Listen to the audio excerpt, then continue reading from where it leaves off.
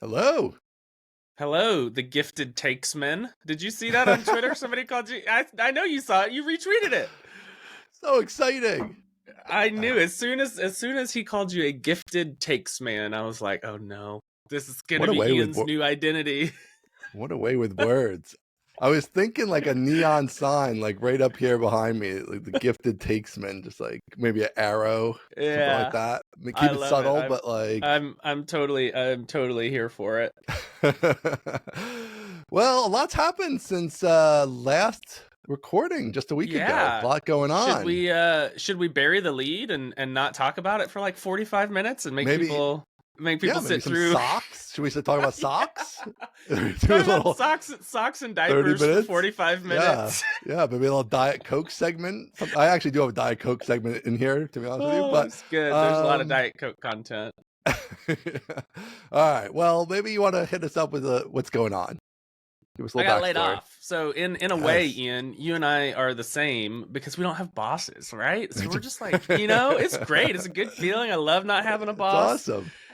So I got laid off from PlanetScale last week. And that's correct. I do not have a boss. However, I do not. I also don't have any income, so I think that's maybe the biggest. That's That's the maybe the biggest downside there. problem. Yeah. That's a Yeah. bit of a problem. Not optimal. Okay, so getting laid off, great for content. So Yo. great for content. You got Follower content numbers through the it's- roof. Oh my gosh! This is I going to got be our so many biggest episode followers. by far. It's going to be crazy. Exactly. So listen, let's do it a little bit up at the top here. You should subscribe to this podcast. I know you're just here because I got laid Subscribe. off, and it's a juicy thing. Listen, I don't care if you're just here to hear the layoff story. That's great. Go ahead and subscribe. I don't have any money. I got 1 million kids. We don't even do ads on this show, but maybe one day. But you know what would make me feel great? If you subscribed, dear listener, that would be amazing. Or maybe even tweet at us. That would be awesome. We would love that. That would be awesome. You're gonna love it. Everybody loves You're the show. gonna love it. Welcome. It's hysterical. We barely talk about anything, but it's the funniest thing in the world. So stay a while. Yes, thank you for joining us. Yeah, so okay, you're laid off. I'm laid off.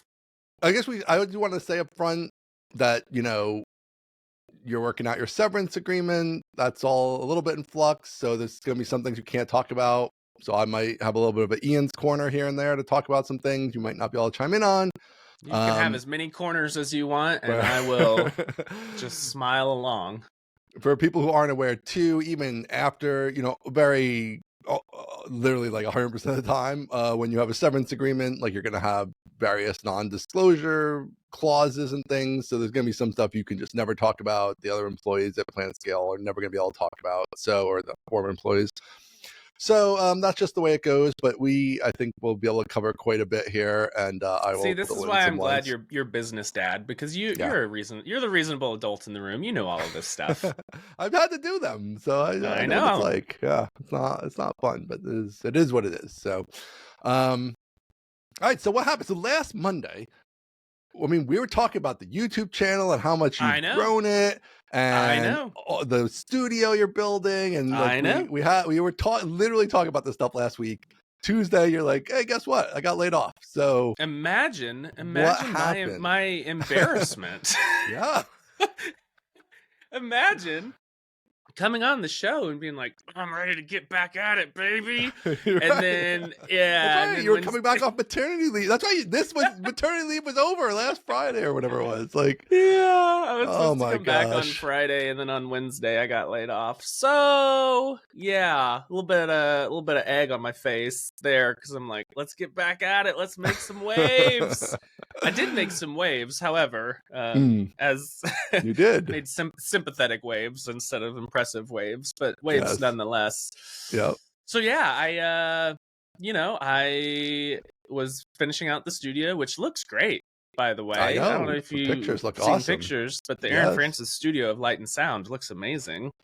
Much better name, by the way, too. Yeah, the name, we've already a big upside here is that the name is way, way better. So the name is awesome. It was a placeholder name, but I kind of like the wordiness of it. The Aaron Francis Studio of Light and Sound. Wow, that really hits. It's like got that Zoolander like school for kids who can't read good kind of thing, exactly. but like more positive.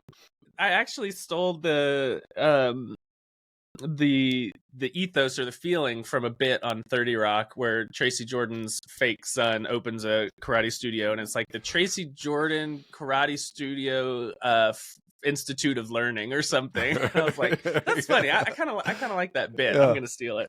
All of my bits are stolen. So Everything's remixed. Got laid off on Wednesday. Fortunately, I had booked a midday showing of Dune 2, which you're such a no man because great movie. You're just you and Matt Winsing are just no men. You gotta be a yes man. And I went and saw, so I got laid off and then immediately went and saw Dune 2. And that worked out great. That was like my last week of paternity, like, hey, let's do something you wouldn't normally be able to do. Right. Now I can normally do it every single day, so it's like you could go to the movies every day. You're gonna see Dune 2 6 or 7 more times. So many times. I might as well go see it in 70mm now. I got the time. I want to do that. Although it is expensive, and as we've discussed, I don't have the money, so we'll see. It was great. Great movie. I went to Alamo Drafthouse, which is at least a thing in the South. I don't know if it exists everywhere. We do does it have exist something up there? like it in Yonkers, which is like an hour from here. Yonkers is not a real place. I have been to it one time, but like it's like a special trip you have to go on. Like I care about this movie enough to like drive an hour and change to go see it. So So really just a little side tangent, because you know what? What else do I have to do? We started early. We're gonna go late. We can go 4 hours. It doesn't matter. We got nothing but time. Buckle up, people. So side tangent on Alamo Drafthouse. It's amazing. If you've ever been to a studio movie grill and you think that it's Alamo Drafthouse, you're 100% wrong. Studio movie grill is like, it's like the lowbrow version of Alamo Drafthouse. At Alamo, especially the new ones, the ones built in the last 5-10 years. At Alamo, every seat is a recliner. Every seat has a built-in table, like the 2 seats share a table in the middle. And the best part is, so like, you will get kicked out if you talk or you use your phone. They will kick you out of the theater immediately. You get one warning. And the way that they do it is, so you raise these you write down what your order is, and then you raise it up on a little card, because there's no talking even amongst the wait staff. Studio movie grill, they'll walk in the middle of a fight scene of the Avengers, and they'll be like, "Hey, what do you want?" I'm like, "I'm trying to watch a movie here." Right. But at Alamo, you have to write everything down, and it's a snitches get riches situation. So if somebody's talking, you can write it down and be like, "Hey, this guy's talking," and they'll come in and be like, "Hey, we heard you were talking one more time," and you get kicked out. So saw Dune 2 at Alamo, and then got out of the movie and was like, "Oh shoot, I'm still laid off, aren't I? What do I do?" That was fun. What do I do now? And so then kind of went from there. But yeah, the whole Monday, come on the pod, get ready to get freaking pumped. Wednesday, oopsie doopsie. Not super great for the old ego. I don't want to go past. We're already on the side tangent. We got to talk just quickly about Dune 2. Oh yeah, tell me Dune 2. So I agree. Like I like the movie overall. It's a good movie. You're gonna waffle. You can't tell me that when Christopher Walken gets on there and he's like, "We need more cowbell here," that wasn't distracting. Yeah. Didn't that pull you out of the movie a little bit? Just his voice, didn't it pull you out just a little bit? His voice and his facial expressions. Yeah, the acting was bad. It was a surprising casting choice. I'm not gonna lie. Right. It's a little distracting. Knowing, like, I knew ahead of time that he was in it because you DM'd and are like, I did. This sucks. I'm like, don't tell me that. Right. So part of me just wants to be the anti-Ian and be like, no, it was great. I loved it. I couldn't even tell it was him. They did a great job. Should have been in more. Why wasn't he in 2/3 of the movie? Justice for Walken. It was a little bit distracting. In the same way that in Interstellar, great movie, they end up on this planet and wake this guy up, and it's a cold Matt Damon, and you're like, what? Yeah, who knew he was here? Yeah, Matt Damon. Like, this same has got to way. be an SNL bit. There's no way that Matt Damon just woke up and is wrapped in foil right now. Right. A little bit too. Yeah, can you imagine being so famous that people are like, you can't be in that movie. It's too distracting. Yeah. You got to be a little bit more of a nobody. Yeah. But I don't know. At least Matt Damon, the acting was good once he woke up and you got past that. Like Christopher Walken, the acting, the voice, the whole thing. It was. You really think they cut a little bit out in post?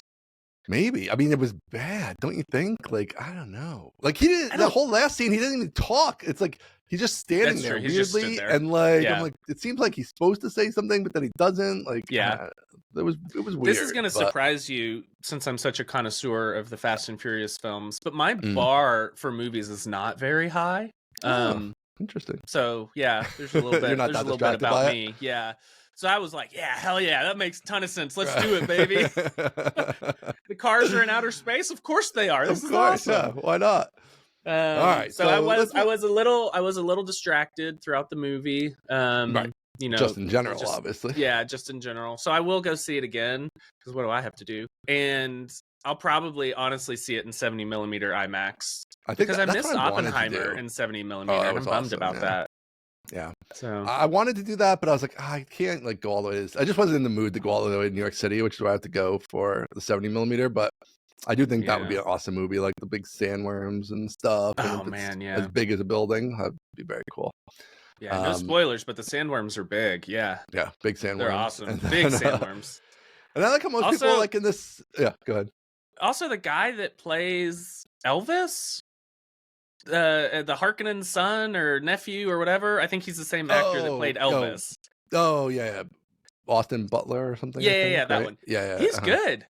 He was really good. Yeah, He was great. excellent. And I love He all was the black freaking and me white out. scenes. Yeah, Like the black and white scene. Like they used to use more black and white. I love movies in black and white, and I just think like the modern being able to like make them really sharp. Like you think of a black and white movie, and Yep, it's obviously yep, like yep. usually grainy and old and fuzzy a little bit. But like obviously with modern technology, it's like super crisp and sharp. But in the black Super and white with the crisp, high almost- contrast and yeah. so What is good. it? It almost felt like it was shot in infrared. You know, it kind of has like that. Yeah. It's super sharp, but it's also kind of like glowy, and Right. the contrast is so They went high. heavy in there into the Yeah. high contrast. Yeah. It was really awesome. That stadium I thought was awesome. I thought it was like one of the dude, best that was scenes in the whole. That shot great. of the triangular stadium in Yes. black and white, and like the sand is just like Uh-huh. blazing white. Like, yeah, that was excellent. I loved all that stuff. I loved the Jenny Bezeret who comes and like seduces him or whatever. Like, I love the whole Oh, thing. dude. The whole thing was good.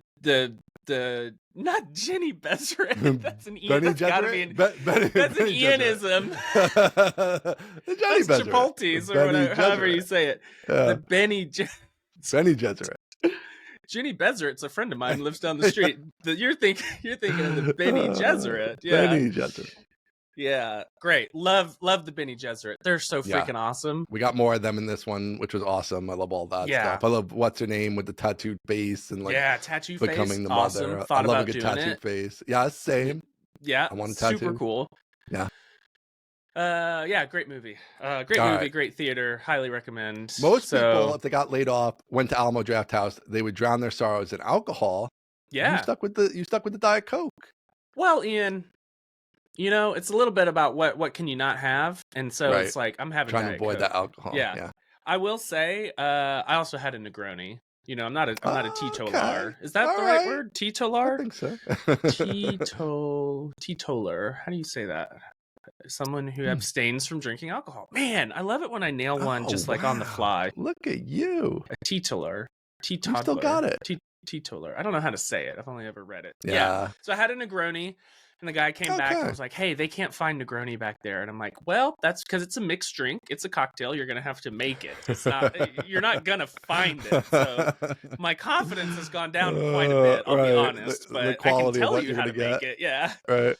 But you know, it was noon, so I didn't want to have like 4 cocktails. So I had literally 3 sodas and a plate of chicken tenders, and felt like this is it. I'm That truly was living. good. Yeah. We got a little live photo from the movie that Yep. was great on Twitter. We Yep. appreciated that. Yep. So yeah, so let's get into that. I think that's the next logical step. It's like you announced you're laid off. Yep. Obviously like posted on Twitter, just kind of let people know. And I mean, what happened? It was really pretty unbelievable what happened. I mean, like just for a full day or more. I mean, it's still kind of ongoing, but that first like Yeah. 24, 36 hours was just like Aaron Francis was the main character on Twitter, which is normally a terrible thing. I was the main good guy character. You were the on main Twitter. good guy. Like that's such Yeah. a rare thing. Like to be the main good guy character I on know. Twitter, just unbelievable. So So how did you feel about that? What cool things did you see in there? But there was Yeah. quite just an outpouring of love that was really awesome to see. It was an outpouring of love beyond my wildest expectations. And I felt really cared for. I felt like, Yeah. oh, this is like this feels awesome. Like I have not only a lot of people on my team, but it feels like a lot of like really sincere, genuine people that want to see me succeed and are like rooting for me like as an individual person. And I was Yeah. like, man, this is really cool. It's like, I Yeah. should get laid off more often. Like this feels really great. Like, and I think it's a I think it's a result of, you know, many things. My whole thing is like I'm going to be very sincere and kind and generous where I can, and it seems like everyone has come back and given me the same thing, which is super super nice. Yeah. So yeah, I got out of Dune and was just like shocked by the number of responses and retweets and supportive comments and DMs and emails, and was just like, this is going way better than I ever expected, honestly. Because, you know, like I came to, so I was at a property tax company for like 5 years, just kind of like working the local business, kind of dorking around on Twitter. Nobody knew who I was. I went to Tuple. After that for like 7 or 8 months. Had a great time there, and we both, you know, Ben and I both just kind of realized like, man, this isn't really what Tuple needs, and this isn't really what Aaron needs. So that's okay. And I knew that going in. So I like came out of this property tax company for 5 years, went to Tuple for a second, and then went to PlanetScale. And that's when I kind of started like being more and more public, especially with kind of the work I was doing at PlanetScale. And I don't think it like my brain had adapted to, oh, there are a lot of people that are like super on your side now. Yeah. But this inciting incident where it's like, hey guys, I kind of need somebody to be on my team. And everybody was like, F that, we got you, man. We're on your team. Right. Like, this is great. It's so wild. I was, you know, showing my wife, I was like, look at all this. Look at all this. And she's like, you don't have a job. I'm like, yeah, but look at all these people. She's like, but we're broke. Oh, Yeah. great. How much is each one of those people paying you individually? It's like nothing, but it's awesome. Then you start to GoFundMe. Like, I'm making literally tens of dollars on these impressions, babe. I just think it's sort of the timing is like super played into it really well, I guess, too, in a sense, right? Like you had these babies, people were in the loop on like you're having second set of twins, which is an interesting story right there. You're having some health stuff, like, you know, there's just a lot going on. People know your story a little bit, scripted, like, doesn't it? It's a little, and it's like, yeah, it's very much like a movie script. And then like, oh, like he's having this hard time, but then you got to go lower, then, right? It's like before the rise, it's like, no, like, it's hard. He's grinding, it's hard, but now something's got to happen to go down that next level that you just don't expect, or that's really extra hard, and it's like, boom, here it is, like, oh, into the crevasse. Like, you have to climb down to climb up. Exactly. The story only works if you got to hit bottom first, and then rise up. Bottom. And listen, folks, we're there. We found it. This is it. This is the bottom. We bottomed out completely. So here's the story. Let's recap the story a little bit. Yeah. Found out we were having a second set of twins. Right. Terrifying. Freak. This is all within the past year, right? These twins aren't even 4 months old, to say nothing of being a year old, right? Yeah. So we've got 2-year-old twins. We've got don't be confused. We have a first set of twins, right? So we have 2-year-old twins. We find out we're having twins. Freak out. Like, what are we going to do? We can't do this again. We got to sell our house. Boom. Immediately sold our house because it's a 2-bedroom and we're about to have 1 million kids instead of just 2. Yep. Sold the house, moved into this rental where we're at right now. So we're renting a house, and I'm thinking, you'll be proud of me. I'm thinking all the while renting, we've got to buy a house because if I get laid off, there's no way I can buy a house, right? They want that they want that sweet W-2. And so like I got to buy a house. So, unbeknownst to many, we bought a house. Like, we're still in the rental right now, but we bought a house. Yeah. It gets worse. Yeah. Yeah, Ian loves it. Yeah. Wait a minute here. This Hold is on. great. So This you is great. bought a house. I'm telling you, we bought a house. Yeah. Near. This is very recently. Like This is in September. okay, and Yeah. it's closed now. You own it, and you're paying. We own it. payments. We own it Okay. fully. Interesting. We are remodeling it. So Okay. Oh wow, there's a whole side quest that no one else knew about. Yeah, Okay. yeah, I know. Okay. So you can imagine we're paying rent in this house. Yes. We have a house we're paying a mortgage on. Right. There you go. It's just, and we're are you just remodeling. are you just making stuff up now? I mean, No, it no, feels no, like no. maybe you're just No, making no, stuff no. up. No, okay, No, it's no. real. Okay. This is the grand reveal. Okay. This is the grand reveal. So between this house, the new house, and the apartment studio, and we currently have Francis 3 studio light, properties in the Empire. Right. Okay. 2 of which we're just renting, so we're just throwing and remain money away. empty and like right, yeah. and remain empty. Okay, so we bought a house. Okay. Because we're like freaking out. We gotta buy a house. Need more space, so we're in this need rental. some, yeah. We got time. We're like, okay, let's take our time, find the house. We found a great house, bought it. We're starting a remodel. The au pair comes. So Jasmine from Germany arrives. So she, lives with us now, and we pay for everything that she does. Then we have another set of twins, right? So then we have 2 more babies. It's like, why do 1 when you could do 2? Lots of It's called babies. batching. So at this point, we're in November. We're at Thanksgiving. We've got 2 houses, 4 kids, one job that will come back. That's important. Right. The one right. job will come back. Element, yeah. Right. So don't lose that number. And seems like a single point of failure issue potentially. Single point of failure. Gotcha. In fact, it has failed. And so then, as a treat, as a bonus, Aaron gets rheumatoid arthritis. Can't do anything. A little extra, a little flavor. Just a little treat. Can't sit on the floor and get back up off the floor. My fingers don't straighten out, so I've got these fingers that are all wonky. Get a little rheumatoid arthritis, but it's okay. I'm on paternity leave. Like I can practice de-stressing. I can crush this in my mind vice. So I'm doing the whole. We're up all night. We're up all day. We've got 2 newborns. We're barely making it. I'm on paternity leave with this disease that's just crippling my body. And then I'm like, you know what? We're back, baby. Like, kids are starting to sleep through the night. Like, I have some medicine that makes me feel okay, but it still hurts. But I'm like, I'm ready to get back in the game. Boom. Laid off. That's it. Game over. The kids stay at 4. The adults in the household stay at 3.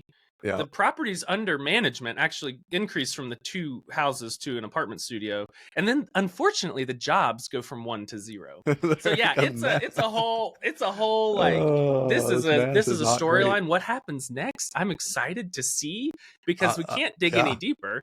This is the bottom, so we'll see what happens. I love having a front row seat to this whole thing. It's great, fantastic. Right? Yeah. So I mean, one element here is that.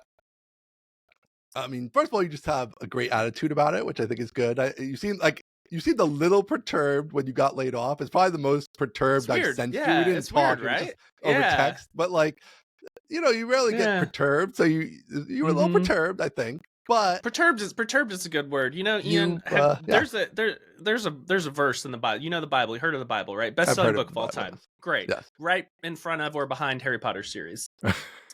There's a verse in there about being gentle as doves. I love to be gentle. Love to be gentle. Yeah. The second half of that verse is be shrewd as serpents. And you know what? Just love it. Love to be shrewd. We're moving love into to be the gentle. shrewdest serpents Love to phase. Be shrewd. Yeah, we're in the shrewdest serpents phase. You may mistake me for a gentle dove, which I am. I'm also a shrewd serpent. So carry on. Yes. I was a little perturbed. Yes. So you were perturbed. But I think as this conversation even shows, you bounce back, you have a great attitude, you're ready to kind of figure out what's next, which I'm excited to talk about. I do think one of the things we have to touch on in the kind of outpouring of love is I've never seen anything like this in terms of the number of just straight up legit job offers you received on Twitter is insane, which I think, you know, I am assuming that at least puts you at some ease. That's like It does, listen, for like, sure. you know, right now you can reply to one of literally probably like 30 or 40 tweets that offer you a job and get a job. So that gives you a lot of flexibility. You could take your time, maybe a little bit, figure out what you want to do.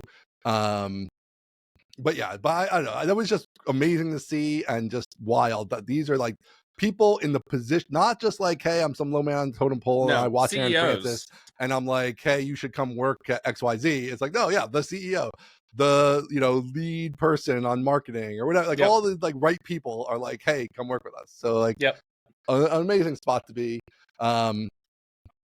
Kind of a whole, I don't know if I want to get into this just yet, but we got to come back to that point a little bit about YouTube and you and PlanetScale and how these things all work. There's some interesting stuff there, but that might be in Ian's corner, but I'm excited. That's an Ian's corner. That's an Ian's corner.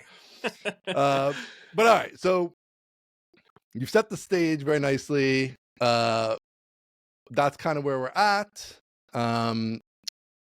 So I guess where do we want to go from here? Should we talk maybe a little bit about the PlanetScale end of things?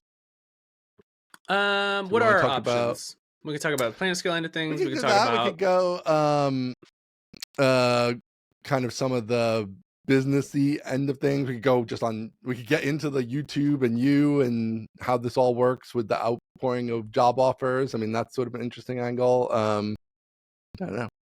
Man, there's a lot of ways. We got a lot of stuff on the list still. Yeah, we do. We got so much stuff on the list.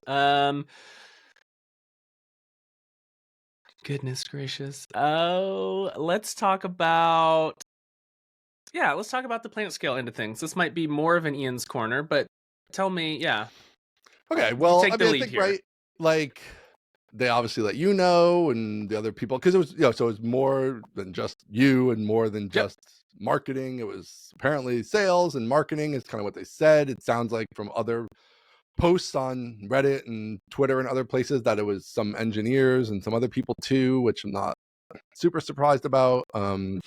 Just because once you're going to start laying people off, presumably you're going to just look around for everybody you might want to lay off and lay off everybody you can all at once, which is not surprising.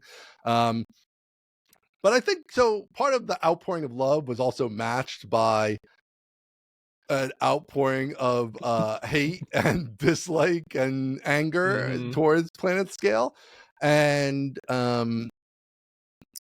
you know, a lot of it to me, so first of all, these things always go bad, right? Like you've never heard ever of like, oh, those layoffs went great, the company came off smelling like a rose. Like it always is going to go poorly for the company at some level, right? Like that's just what you're signing up for when you decide you're going to do these layoffs. You know that that's what's going to happen.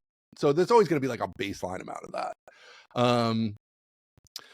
But it does seem like it was more than the baseline amount, I would say. And to me, a lot of it was just how I feel like they handled it very poorly, which a lot of people have pointed out. And I know it's be a little tricky for you to talk about, but I mean, they have like this announcement post.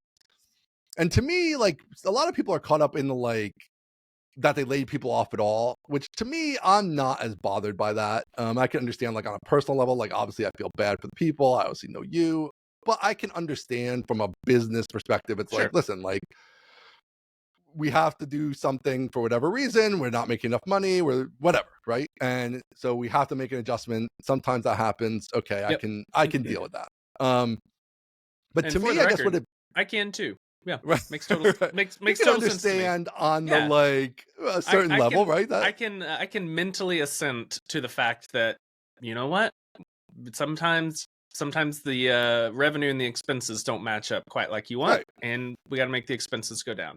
Sure. And this is a startup. I feel like the people who took jobs here understood the level of risk they were taking on some level, right? And so they know they're not going to work at Google. Right, where it's like, but you can also get laid off from, right? So, but your likelihood is higher. And people have, people have recently. So, nowhere is totally safe. But you know, obviously, generally speaking, if you go somewhere big and established, it's probably a little less likely than if you go to a startup where it's more likely the thing doesn't even work and it goes to zero and everybody's fired, right? So, you know, everybody signed up for that. So, I feel like that's okay. But to me, what I really thought is the whole thing seemed like incredibly rushed. That's the overall impression I have, is that it was rushed. Interesting. And in the rushing, they made some big errors. And like that post is like the biggest error. So like, people are like, they should have a PR firm and all that stuff. I don't even think they need a PR firm. I think they needed to take their time a little bit and step back and be like, is this post conveying what we want to convey? And I can't imagine that it does. I mean, it's titled PlanetScale Forever, which is like a very bizarre, just the title is bizarre. Like, I just fired all these people, PlanetScale Forever. Like, that seems like not forever. That seems like you just fired half your staff. That's the opposite of forever. Like, so right there, it's very bizarre. And it just gets more bizarre as it gets into it. Like, they basically doesn't mention that they laid people off. There's no empathy or anything like that there. Because they're trying to, I guess, I mean, it seems mostly a post for customers. I feel like probably should be 2 posts. Obviously, like thanking the people who got them this far, and like you could go that whole thing. I think there's a way to do that and be sincere about it, I would think. And then even the business post of it, that business side of it was somewhat bizarre, and just like how it lays everything out. So yeah, I think that really what kicked it off is like the combination of like, you're letting go people who are beloved in the community, which is always going to be hard, and then this post that is just bad on a couple levels there. And again, to me, it just felt like really rushed. It's like, okay, like, and I can even understand that as a business owner. Like, if I was laying a bunch of people off, like, I would just be like, I want to get through this. I just want to rip the Band-Aid off and move on. But if you just don't take that little bit of extra time there, I feel like you rush it, and then it spirals out of your control, something like this, very quickly. And it's definitely spiraled out of their control very quickly. So I don't know if you have anything on the announcement post. Ian, or what your thoughts on that. that's an interesting analysis. So I will we'll move on from that. I think kind of related to that, I don't know. It's like I don't myself even want to go too far down into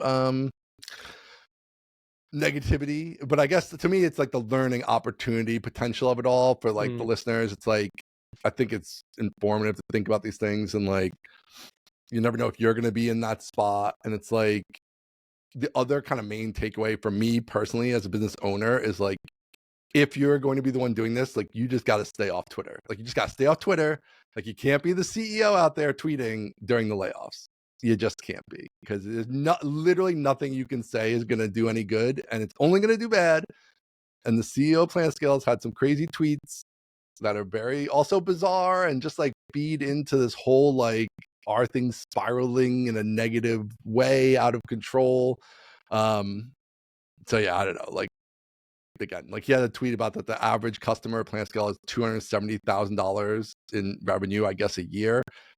It seems very unlikely to me that would be the case. I can't imagine, like, the amount of, it's just not big enough organization. It's the whole thing. It doesn't make any sense. So a lot of weird stuff going on out there.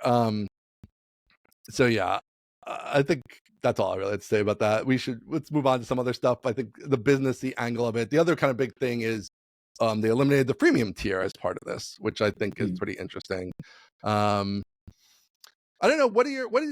Maybe just generally, what are your thoughts on the freemium tier? Like, obviously you can't give us any details about like how well it did. Obviously it wasn't doing that well financially. They didn't think it was positive. Guess not. They would still have it, right? So but I don't know. What did you think about it? Like, was that something you heard a lot about, or you relied fortunately, on? Fortunately, I've been on paternity for 3 months, and so I truly don't have any inside information because I was logged off. Right.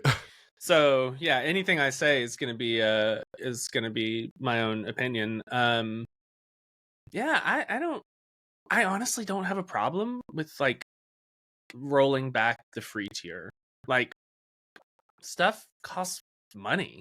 And I know from, many public statements and the marketing page, like, there's a lot that goes on behind the PlanetScale database. Like, it's not just a MySQL instance running on an EC2 box, right? It's it's MySQL, it's Vitesse, it's a couple of replicas, it's the entire, like, it's the whole shebang.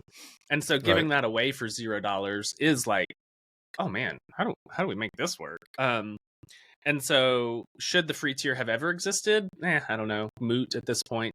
Interesting, like philosophical question, but moot at this point.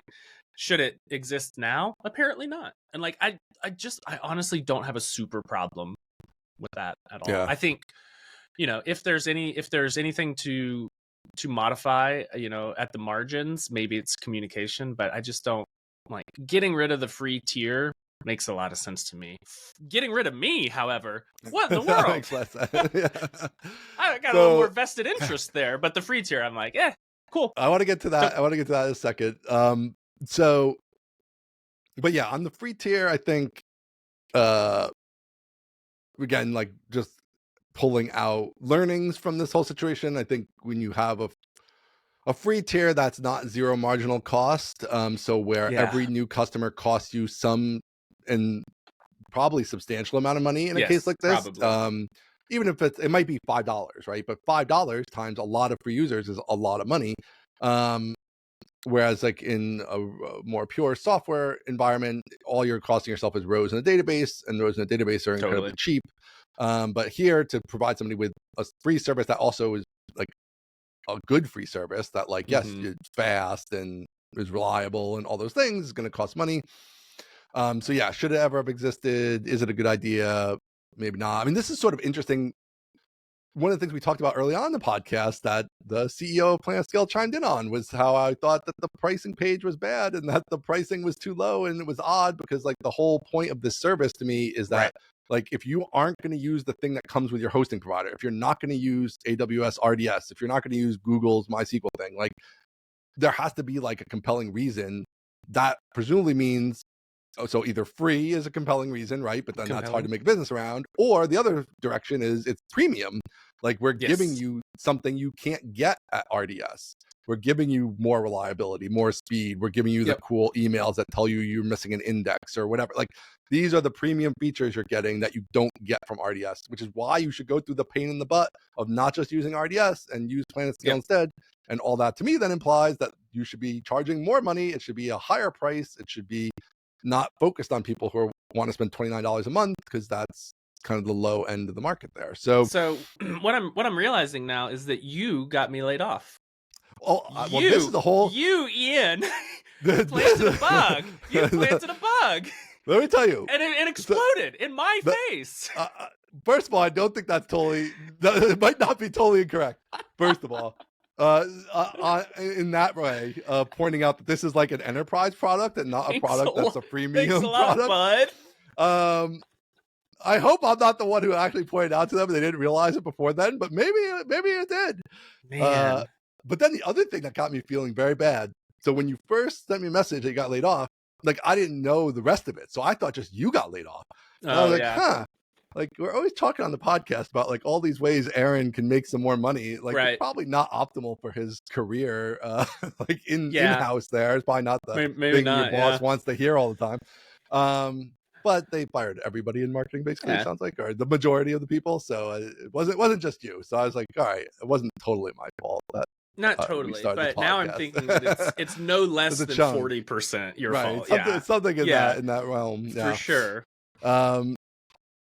Okay, so where are we gonna go? We had a sidetrack and now I lost it. Let's see, what were you just doing? You were just doing free tier, marginal cost, premium. Well, let's talk about maybe Oh, one thing I wanted to say, you were talking about the index emails. Like you know, PlanetScale will email you when you miss an index. So I was gone when they shipped that, and I'm super bummed because I think that is super awesome. The schema recommendations thing is like, this is really cool, and that's a real differentiator. Real differentiator. One time different. It's like one of those things that you're not going to always use, but at the same time, it is very cool and something that nobody else has that I'm aware of. Very cool. Very like very sticky, I think, because it will continue to email you as you continue to do migrations and dork up your database. It's going to be like, hey, you F that one up. Right. that is a super cool feature, and one that would make great videos. Like you can go through each of the like, hey, here's why we're recommending this, because look, you have a duplicate index. What's a duplicate index? Let me give you a video, make some jokes, and be folksy. And So pity, great feature, but Yeah. you know, Yeah. I that's mean, too well, this bad. is sort of interesting. Like, this is some of the other stuff I thought would be cool to talk about. Like, well, I guess kind of to cover this, the PlanetScale end of it specifically, I think it's sort of interesting to think about what their business model actually is. Because when you Mm-hmm. fire the marketers and you fire the salespeople, and you get rid of the free tier, that's kind of a lot of the ways people normally get business. And so, like, obviously they're out there saying, like, this way we have infinite runway, which is a weird thing to say. And they, you know, presumably they're implying that now they're going to be profitable, but like in most subscription businesses, you have to continue to replace the customers who churn out. And like without any of those functions, that seems difficult. So I guess my assumption is that they're going to rebuild parts of those functions. Is my guess, as like I would think with like enterprise salespeople, like we're going to go hard into enterprise, and so we don't view some of these other functions and probably the existing salespeople as the right fit for that strategy change. But they haven't said, but that would be my assumption. But yeah, I don't know. I don't know if you have any thoughts in general about the idea of like, obviously it's tricky for you to talk about to some Yeah, degree, but tricky. just in general, this kind of what their business might be like going forward or what they were thinking.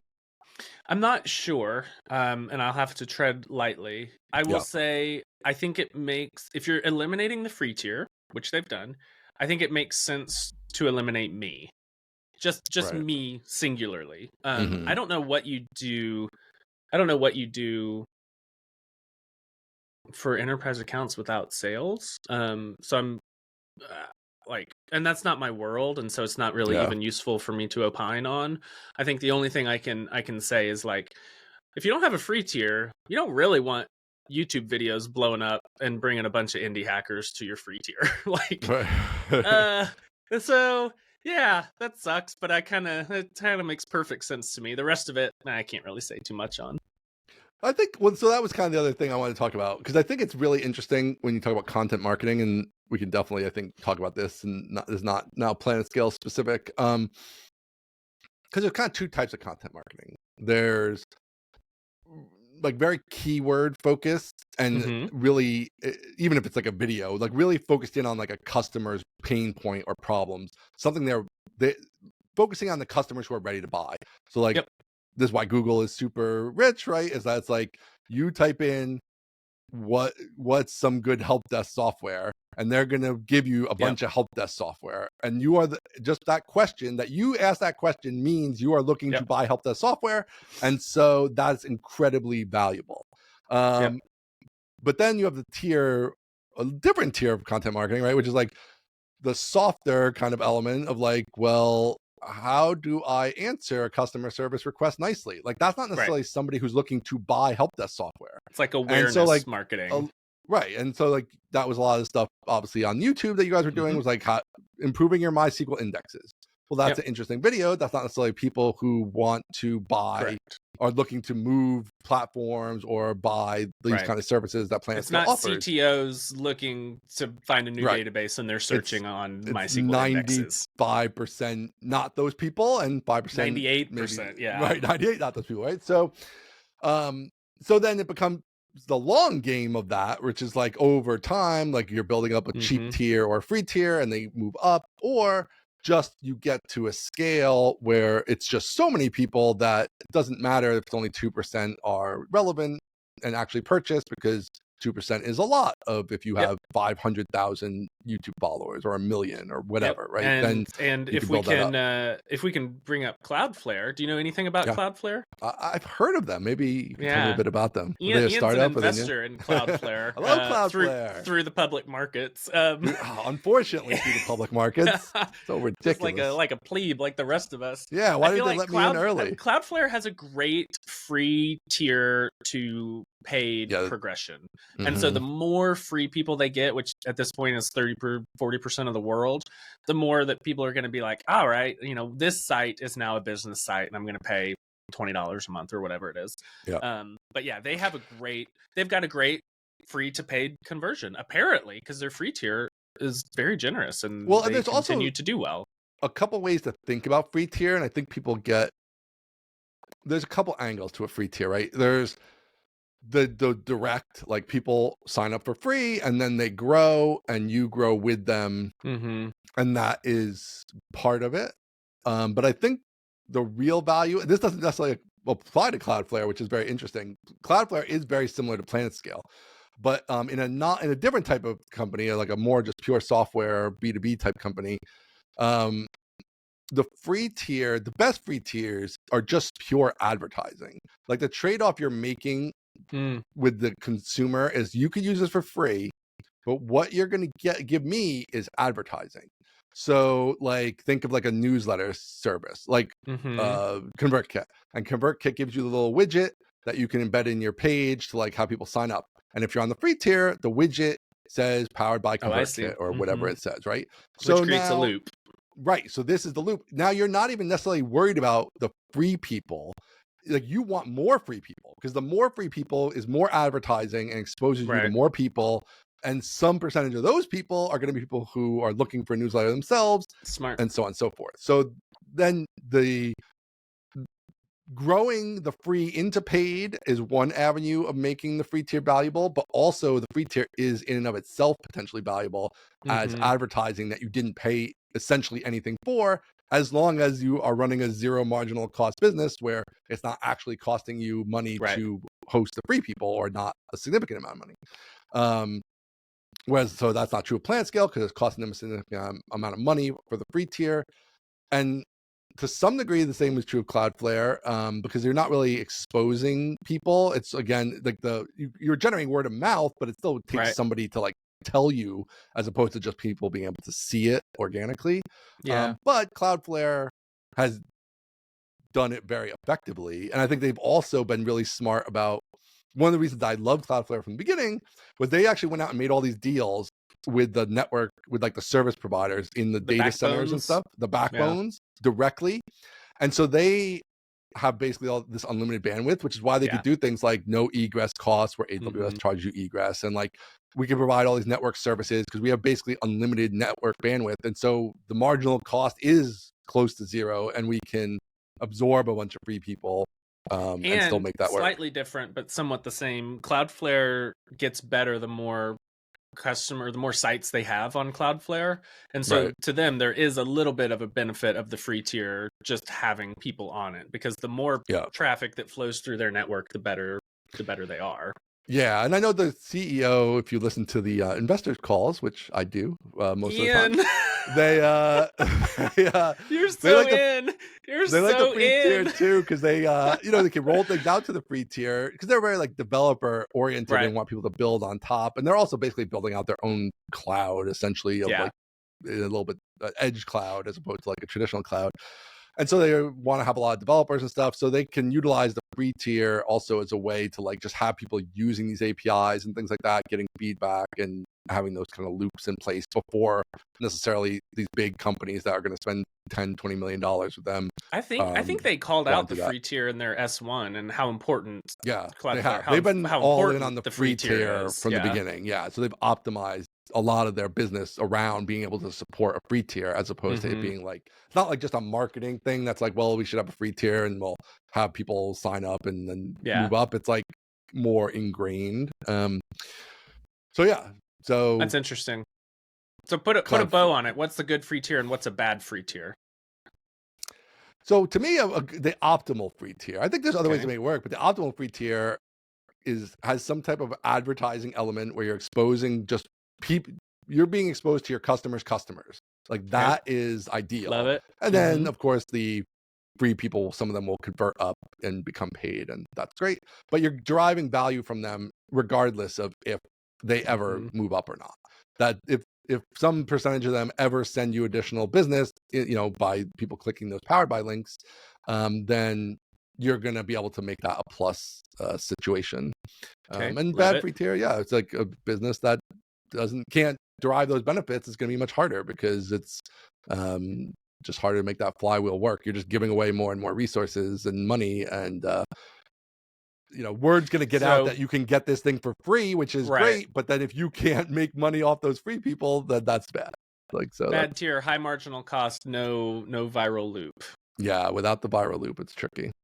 Yeah. in my opinion. I like that. Good take.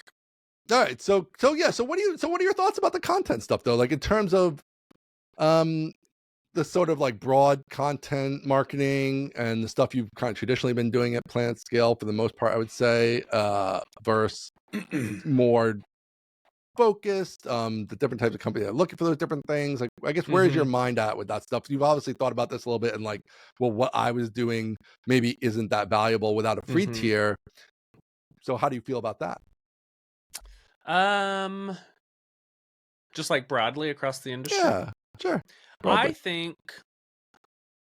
think I have good evidence that I did an amazing job at PlanetScale.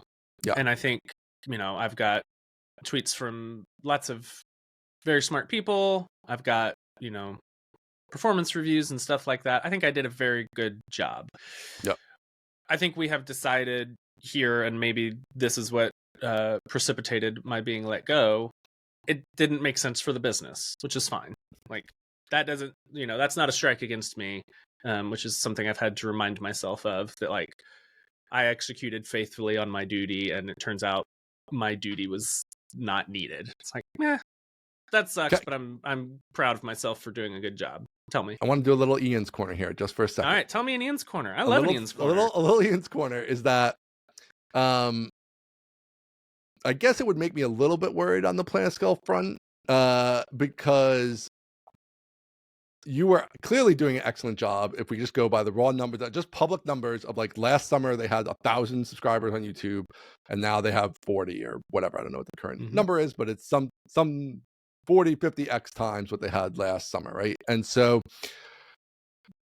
to me, it's like, okay, well, that's even in the world where like you're going more enterprise. Like if you get this channel up to 500,000, 1 million, which is the trajectory it's on, that's going to be valuable because you only need to close 1 or 2 or 3 or 10 customers a year from it, and it's going to be valuable enough, right? If you're at that kind of scale. So it's like, okay, so they did the math and we're like, well, we can't afford to let it go that long, essentially is what they're saying, right? Like we can't keep paying Aaron. Because there's even other places they could have cut. Like I know they let go the video editor, Steve, who seems like a great guy who you work with. Love Steve. But I could see that. Right? It's like, okay, it's a little tight. We can't have a full-time video editor. So we're gonna outsource that, but we're still gonna have Aaron do the videos, and maybe we're gonna cut in some other places or whatever. But once you're like, no, we can't ride it out for the year or 2 years it's gonna take to get to that 500,000 subscribers to then definitely make it a plus EB situation, as you'd say. As you would say, you poker I would degenerate. say, yeah. That's see, you know it's a poker term. I know it's a poker thing. No one in the world is going to say a plus EV thing. Plus so EV. You're not a man of the people when you say plus EV. Positive revenue, expected profit value. generating. Profit generating, don't say that process. like we're all degens. Well, it's a plus EV. I gotta throw out odds are good at that point. I gotta throw out some stuff for the people out there, for my people who are just like, they're out there, the poker players. Yeah, all 4 of the poker players that listen to us. So I guess I would be a little concerned on that front, that it's like, it feels like, hey, it's so hard. I mean, in 20 years in business, I've never had anything work as well as that was working for PlanetScale, right? Like, marketing wise. So you have something that's just clearly super working, and to say, listen, we can't afford to let it ride out for the year or 2 that to become a full-on juggernaut at any level. Like, forget the free, it doesn't matter. Like,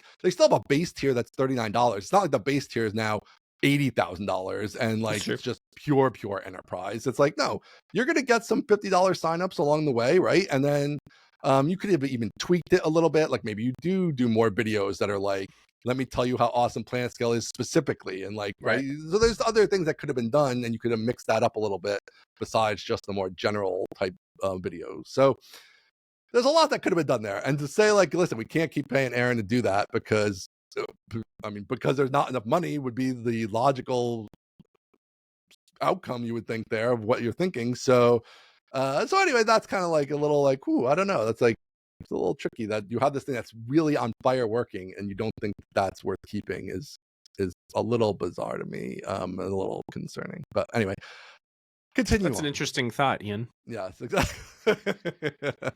That's why it was Ian's corner.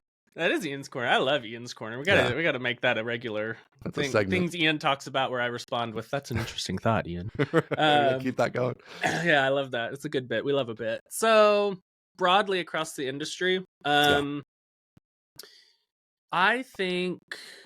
Well, I will say one is I have been very, very encouraged to be, of course, recognized by all of our friends and people that are online, super online. Like that has been a super encouragement. Another thing specifically that has been a super encouragement is 2 giant YouTubers have called me out by name. So Theo, the JavaScript, primarily JavaScript guy, T3, and then the Primogen, who's coming to Laracon, which if you haven't gotten your Laracon tickets and you want to see an unemployed Aaron Francis on stage alongside the Primogen and Adam Wathan and Taylor Hopefully Otwell. not unemployed then. Yeah, that's a long way away. The Primogen also did a very nice breakdown of the situation. So if you want a nice little breakdown there, we can link that in the show notes. But he did a nice job. I was pleased, surprised and pleased to hear Theo and Prime both say specifically Aaron Francis did a great job over there. And I think Theo said PlanetScale is one of the only companies to have figured out B2B YouTube. Right. And so I think, I definitely learned a lot while I was at PlanetScale. And I think one of the things that I noticed is a lot of companies try to do B2B YouTube and it's just lame. Nobody watches it and it just is boring and it sucks.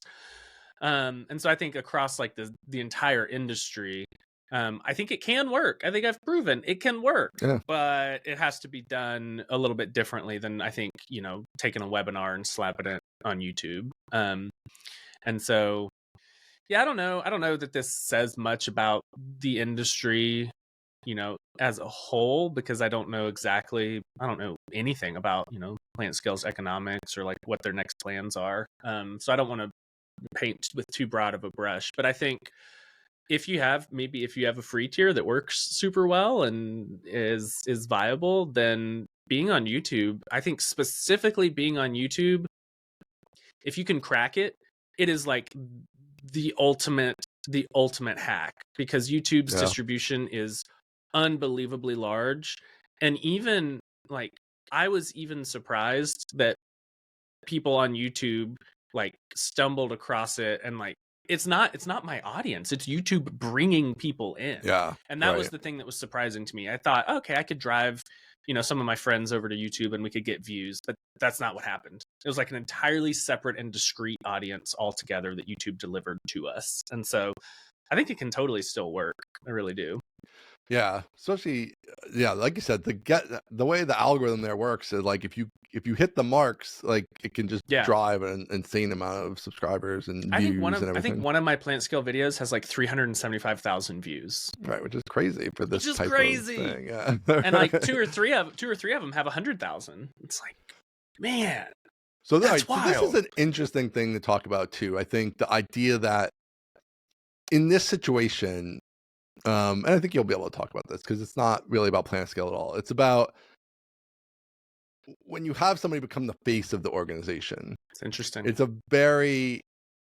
a weird spot for the business, right? Because the Aaron Francis is the face of PlanetScale, but Aaron Francis was the face of PlanetScale. This is all where it gets weird, right? It's it does get weird. It gives that person has an outsized amount of influence potentially.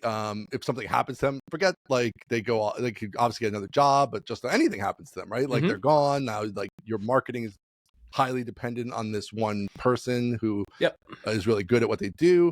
So it's just a very complicated situation. So I don't know if you have any thoughts on that in general. I do have a few thoughts in general, and I think I knew that all along, that I was the face of PlanetScale, and I think the public response has proven that out. There were 6 people that tweeted at me and they're like, I thought you were the owner of PlanetScale. Yeah, exactly. No, unfortunately, that was just another pawn. I fired myself. Yeah. So I don't know. I think it's interesting. To some extent, it is a little bit risky. In this case, the risk wasn't that I would leave because I was very happy there. The risk was that they decided, from a business perspective, it doesn't make sense, and they let me go. And so, like, do I feel super bad? No, because I feel like I did my duty and was faithful to execute on my role. But it is kind of, a risk to like give someone those reins, I guess, unless they're super gonna stay or you're super gonna keep them. Like, Right. yeah, Well, I don't know. that's exactly what I was thinking. Like, I mean, I guess I wonder how much of letting you go is just there is this risk out there that like we're gonna have to really pay this guy a lot of money, Right. one way or the other, at some point. Yes. To keep him, because it's just going to be obvious that like if he's bringing in all the people, then like he's going to need an outsized. At some point, he's going to wise up and he's going to ask for a lot of money. He's going to ask for a lot of money. Shrewd instead of gentle, and he will ask for more money. So that's, I mean, obviously you don't know the answer to that, but I mean that's something I thought about. I think the other thing is, I mean, I saw this a long time ago with one of our competitors called Help Scout, and they had been like really killing the content marketing back in the beginning. And as far as I'm aware, they took the guy who was doing all that, and this was all written.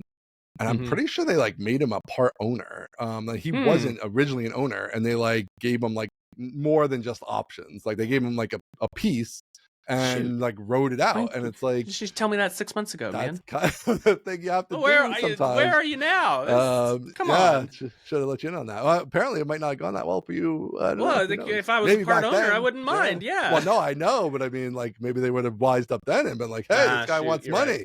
Get rid of this guy." I don't know, but yeah, it is an interesting dynamic. Yeah, you brought this up several episodes ago, and I think I turned it into a impromptu Ian's Corner and said that's interesting. Well, I guess we're seeing one way that it can play out. It's pretty much. I don't think it could ever go down the middle. I think it's kind of like it's gonna if you have it successfully working, it's either going to go towards we're going to lavish this person and they're going to be like our spokesman, or that's not going to work because like we're too dependent on them and we don't want that dependency. But I think it would be hard to be in the middle. I feel like in some regards Scott Hanselman is this way at Microsoft. I know Microsoft doesn't need him, but it does feel like he's a little bit of a public face to a certain community. And then I feel like, who was Kelsey Hightower working for forever? Do you know? No. Or is he independent? I know I haven't followed him that much, but I've seen him on Twitter. But see, I think like Microsoft is different, right? Because ultimately they're so huge, they don't care. They're going to be like, they might be able to be like, he might be able to get a little more money or whatever. He's doing a good job, and that's all fine. But they're just so huge that like at the end of the day, they can afford to go out and find more amazing talent if they need to, and they can do it. And they can also afford to pay him $5 million a year. They could do it that way too, right? Like they have a lot of options, whereas like a startup is harder for them to pull that off, right? Or even just to replace you. If you walk away and you start your own consulting thing, like we talked about last week on the show, you left and did that, they wouldn't be able to replace you, even for more money. Like, it would be hard. Their reach is not as big as like a Microsoft and things like that. So, and just sheer dollars would be hard too. So, all right. So, what else we got here? Let's go. Let's switch to the future. I love the future. Let's get focused on the future. Better than the past, right? Yes, it's gotta be better. That's the best thing about the future. So what are you thinking about? Obviously, there's 50 job offers on the table. Some very impressive companies, including, Cloudflare was one of them. A lot of other big name companies. There's just people publicly posting. So, so you have those opportunities. I do. You have obviously going your own way, like we already talked about last week. I think this kind of opens up maybe some other possibilities. Like, could you have a job that's not full time and give yourself more time to do some of your own stuff? So there's a lot of potential. So what are you thinking about? Well, let's turn the tables before I poison the well on what I'm thinking about. What are you thinking about? If you were me, Yeah. Or in Oh, I fact, like if where you you're were going with Ian, this. which you are, Yeah. I am Ian. Last I checked. what do you think is the obvious move for Aaron Francis in this situation?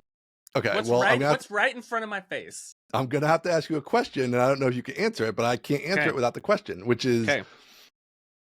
it depends a lot on your financial situation. Like, if you are like, hey, it's pretty tight, then my answer is going to be probably different than if, hey, we have a good amount of saved and I could take some risks. I can answer both ways, I guess. Maybe rather than, you don't necessarily have to answer about your financial. I can answer a financial position Okay. question.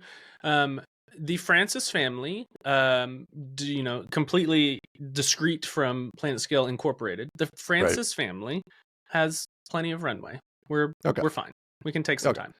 Okay. So then I think in that scenario, what I would probably do is I would be leaning more towards some type of trying your own thing, I think. Okay.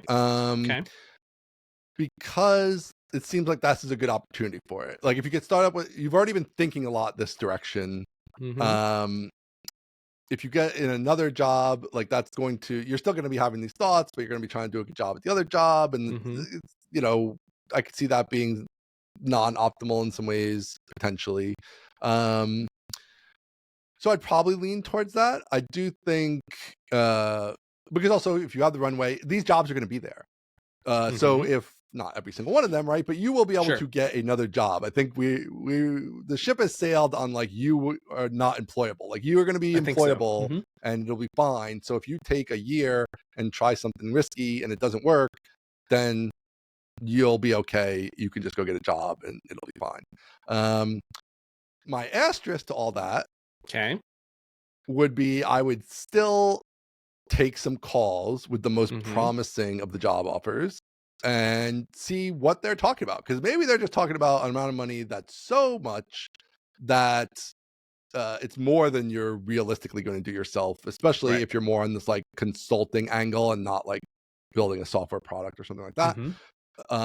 Because ultimately, like, if you're a consultant, there's generally a ceiling. Like, a few people can break through the ceiling and get into the many millions or tens of millions, but that's pretty rare. Most of the time it's like, there's going to be some kind of upper limit, $1 million, $1.5 million, whatever, because ultimately it's your time and you only have so much time. So so I would probably take a few of those calls and see what people are thinking, and if there's something just really incredibly interesting and incredibly lucrative that it might make sense to go that way, then that would be motivating, of course, in its own way. That's probably what I would be thinking if I was in your shoes. Nailed it. Hey! Got it. 10 for 10, baby. Woohoo! So I have right now 20 interviews booked. Oh wow. Maybe, all right. maybe more. That's a great negotiating position. The rest of my day, this is my nightmare, but my calendar is just totally striped with calls. So here's kind of how I'm thinking about it. I want to take all these calls because if there's a job that I get on the phone and it seems really compelling and they want to give me a good amount of money, that's awesome. I'm like, yeah, I love that. Love that for me. Thank you very much. So I want to take all these calls and, like, see what's out there, because this is the first time I have ever publicly hunted for a job. And I just don't know, like, I don't know what's out there. I don't know the state of the market. It's never really been on my mind. When I was at PlanetScale, I was very happy and didn't look around. It's like, I don't know what's out there. And have never, ever tweeted and been like, hey, everyone, I'm looking for a job. Because like that has never come up before.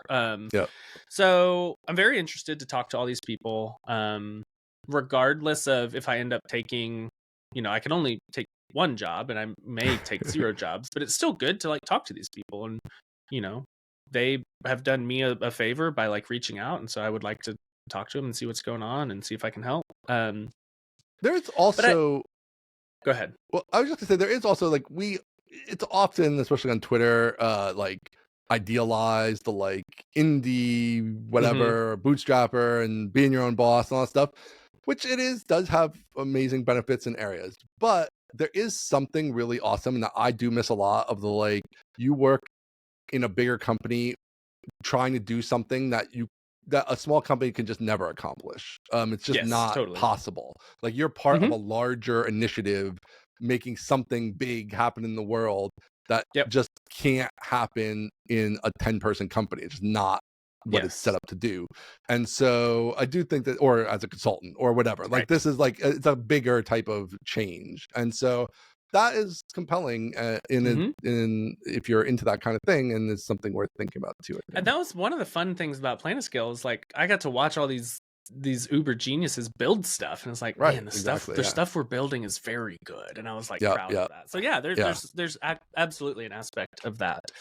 yeah, Um, so I'm gonna take all these calls, and I'm gonna take them in good faith. If there's a good enough job, I'll take it. These aren't just yeah, like, "Oh, I should just talk to people. yeah. So I'm gonna see what the world has to offer, and then I agree that this is a low risk time. I think if I were going to try something, this would be the time, Mhm. um, because I think I could publicly come out and say like, hey, I'm going to try to do my own thing, and then 6 months later come out and say, hey, my own thing failed. I would love to get a job, and some percentage of people are going to be like, great, you can still, let's Right, re-interview, let's do it again.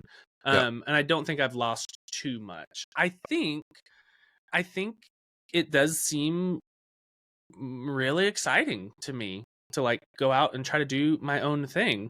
Um so I don't know. I'm still actively thinking about that pretty hard. The downsides do seem pretty small to trying my own thing right now. I have a devil's advocate position here. Okay, so you're both angels on angel and demon On on both because things. you started Yeah, out by yeah, telling me I should do it. sure. Now I'm gonna tell you why you shouldn't do it. Okay, tell me. I guess the thing that definitely the biggest negative to me. So it sounds like financially it's not like super tight. Obviously I think you're right. We agree that like these jobs will be here in 6 months or a year if you need to go get a job. If it doesn't work out to do your own thing, I think that's fine. But I do think in terms of your actual life, where it is right at this second, I Okay. don't love it for starting a big new thing. I Okay. just think like you have two tiny babies, you have Is two it the not that 4 tiny kids? babies. Is it the is it, arthritis? Is it the is it the 2 houses? Is it arthritis? the Right. apartment? Which So one I is do it, think Ian? when you're under that kind of stress and Or time the type 1 commitment, diabetes, lest we it, forget. it could be Right, could don't be any of forget those about that one. things. That's the OG right Um, there. Yeah, right. So that's the one I'm least worried about because whatever, you've been dealing with Yeah, I that one got for that. I 15 do have that years, one and under control. right, Yeah. you know what's up with that. So okay, like that's like in your daily routine at this point to kind of Mhm. manage. But these other things are not. And I did it having babies, and it was super hard. And that was just like with one, and then the second, and then later the third when things were more established. But you Sounds know, easy. yeah, it's way easier than twins and more twins, and everybody's under Yeah. 3.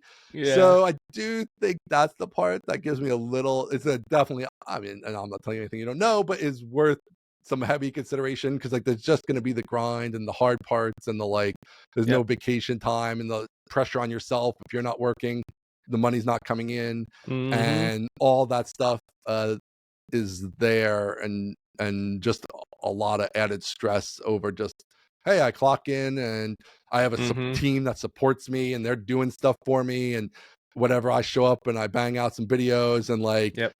I can take a week off if I need it and I'm still Mhm. going to get I have paid and all that healthcare. stuff. Yeah. You have healthcare, like all that stuff. You don't have to figure out healthcare. You don't have to figure out retirement. You don't have to figure out all Yep. this stuff you have to do.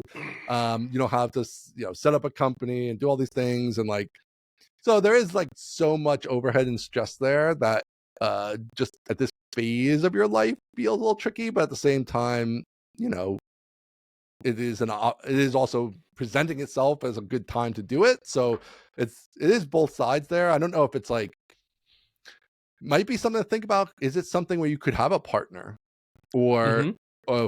initially an That is employee like pretty early on or something like the that? partner thing is very much on the table. Yeah. Yeah. Yeah, So something I don't like want that where to. it's not just you Yeah. taking it all on. So I'm actively talking to somebody about going out solo together, which would Yeah. be duo in that case. Going out duo. A solo duo. Yeah. So that's very much on the table. Yeah, I think that would probably be a good idea. My counter to your counter is turns out the money was absolutely necessary. I loved working at PlanetScale, but it turns out the money was, getting paid is a big part of it. So yeah, right. that's kind of an important detail. Right. Where does the money come from? So yeah, going out and doing the work on my own would be fun. But you guys got to get paid. Sure. You got 7 mouths to feed here. Right. So my counter to the counter is, I've been basically trying to do all of the stuff we're talking about on nights and weekends. Right. Yeah. And there's a part of me that thinks like, oh, thank God I'm free now. Like that is always, I feel like any listener in the show has gotten that impression. That like, well, Aaron's trying to run a complete business on the side. He's got 42 side projects and like, yeah. Yeah. And so like trying to like faithfully execute my duties at PlanetScale, which I think the record will show that I have, and run everything else is like, that's stressful. Right. So now we're trading a little bit of like, I have 9 to 5 free now. Right. And so I'm not trying to squeeze it in. The corollary is I don't have the money. And like we said, the money turns out is a crucial part. Money's important. So like where does the stress meter go now that I have eliminated the 9 to 5 requirement, and I can just focus all of that energy on, Aaron Francis Incorporated? Yeah. I don't know which one moves the stress needle up higher or down lower. So which will be an interesting experiment if you do not get a job right away, and it's like you could try it, and if it turns out, hey, it's way too freaking stressful, like whatever, you go get a job and that's fine. And I was like, this is a little bit of an opportunity to kickstart the Aaron Francis Inc. world, because you're having all these conversations. Some percentage of these people, hey, you can rent Aaron Francis. Yeah. Bingo. There we go. Yeah. So if you can get a couple clients out the gate to consult with or whatever you're thinking about doing, that might be interesting opportunity. Yeah, I think so. And I think this is also, if I do go down this route, this is also like I have the attention right now. Yeah. Right. So which is great for this. I have the cultural conversation headed my direction, which is good. And so now if I can take all these interviews this week and then decide next week, I think I can still capitalize on this wave of like social media attention. And I think that's pretty important. So what are you thinking? I don't know how much you want to tell us, but what are you thinking about if you do go out on your own? Like what are you thinking there? So if I do, which is still an open question, I think screencasting.com becomes an empire finally. So I'm already talking with several people to do extra courses for it. So that would be like deep dives into ScreenFlow, Adobe Premiere, Camtasia, like have 6 different courses on these editors, right? Yeah. And so like you take the flagship course from me that tells you how to do screencasting, philosophy, ethos, like tips and tricks to make it go faster, and then you pick your favorite editor and you get either a course from me if it's ScreenFlow, or Steve the editor if it's Adobe Premiere. These different instructors that are like, great, you watch the flagship course, here's how we execute that in the software that you have chosen. I like that. So we do that. That becomes, we do add a forum, add a bunch of other stuff to make it more of a destination instead of just a course. And then try to make that evergreen and experiment a little bit with paid ads to see if we can make those numbers work, because this again is such a broad topic that I think, I got to get outside my bubble with it. So that's a latent asset that I think can be beefed up pretty quickly. And just the YouTube of that. Like, I feel like there's a lot you haven't done for yourself on YouTube that to reach that broader audience. And it's so obviously it's video and it lends itself presumably very well to that. So yep, exactly. So I think that's probably right in front of my face, step 1. I think step 2 is I focus a little bit on my own courses for a second. So I have maybe 2 or 3 courses in my heart of hearts that I could crank out. And so I think I can do a few of those, and those would be good for like cash infusions. Right. You know, if I can crank one out in a month or two and get a big launch, that would, you know, that could set us up for the rest of the year even. Right. So I think that's interesting. So I think I'm kind of seeing the product mix as a combination of my own first party, basically teaching, so education material. Then the layer on top of that is some sort of training / consulting. And I think I could get like, I did a team training last week for screencasting.com, and it was a freaking blast. It was great. Loved it so much. Very easy for me, and I think very valuable for them. And like I could do way more of those. And so maybe I take the show on the road, and I'm like, hey, look at these numbers that I did for PlanetScale. Look at these numbers I did for my own channel. Like, you know, I wouldn't say this if I wasn't sure of it, but you know who I am, right? Like, I could go to somebody that knows who I am and be like, you know who I am because of this. You know what I've done. Let me help your team do that as well. And I think that could potentially lay a good base of consulting revenue. And I do that's kind of what I'm thinking. Product mix. I like it. Of products and consulting. And I think the risk, there is overall fairly, again, it's like, I think if you were like, I'm going to start a SaaS, right, or whatever, like the risk would be very high.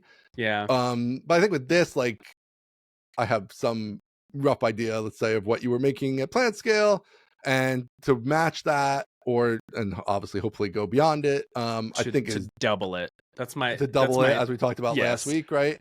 Like, I think then double it again. It feels achievable that like you could with the reasonable amount of effort, replace your salary, at least at the very, like, if that's like the minimum level effort, with maximum effort, boy, we're getting $1 million a year, baby. But even if we go baseline, what's the like minimum acceptable outcome? It's like, hey, I work for myself, and you know, I have a similar salary to what I used to have. That's like, at least you can keep going and working on stuff.